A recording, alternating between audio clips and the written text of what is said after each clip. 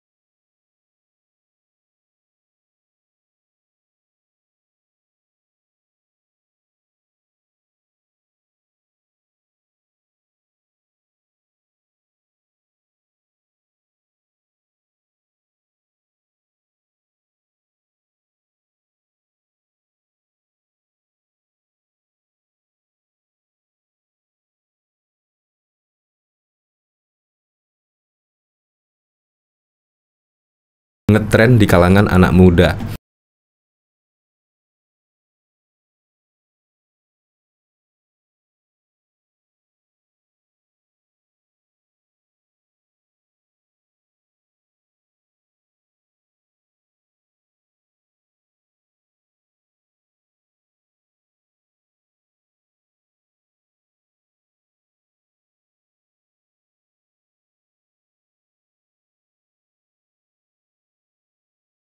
Elektoral dengan segmentasi pemilihan yang lebih luas.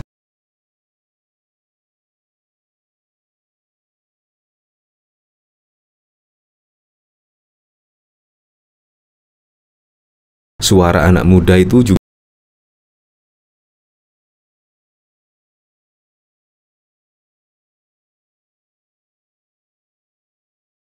elektabilitas PAN kini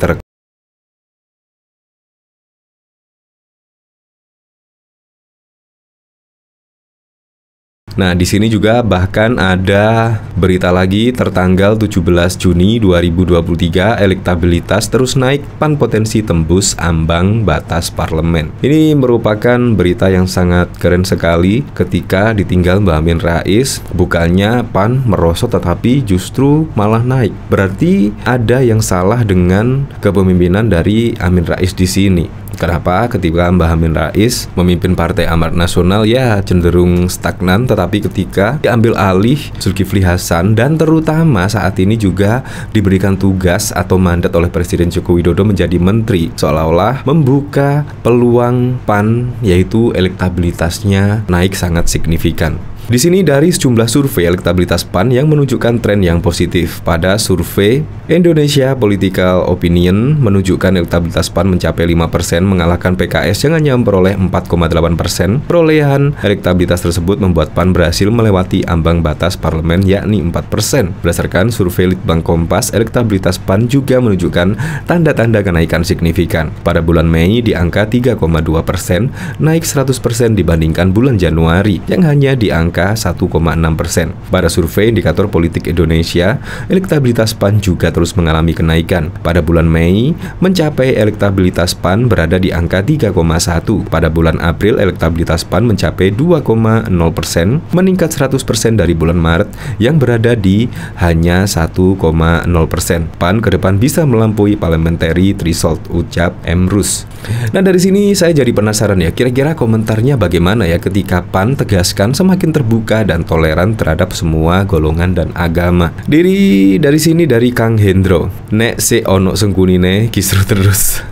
Biang rusuh emang itu agi-agi. Iya jadi damai. Agi-agi biang rusuh. Semoga tetap istiqomah. Jalan Jakarta Jogja piye. Masih ada orang yang merusak hutan sampai dimarahi.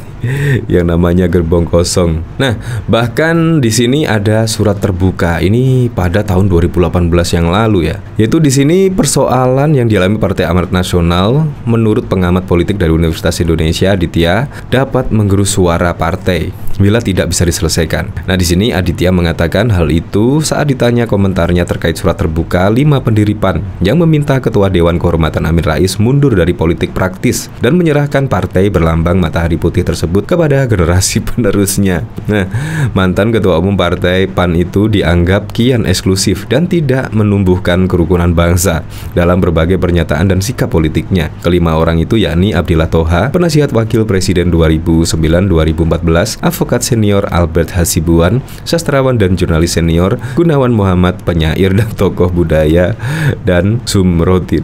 Nah, di sini menurutnya yaitu Mbah Amin Rais di situ ya disuruh mundur dari politik praktis dan menyerahkan partai berlambang matahari itu. Di sini dia menyebut yaitu mantan Ketua Umum PAN itu dianggap kian eksklusif dan tidak menumbuhkan kerukunan bangsa. Ya kemungkinan pada saat itu ya ribut terus ya. Akhirnya juga mengundurkan diri dan membuat partai baru lagi.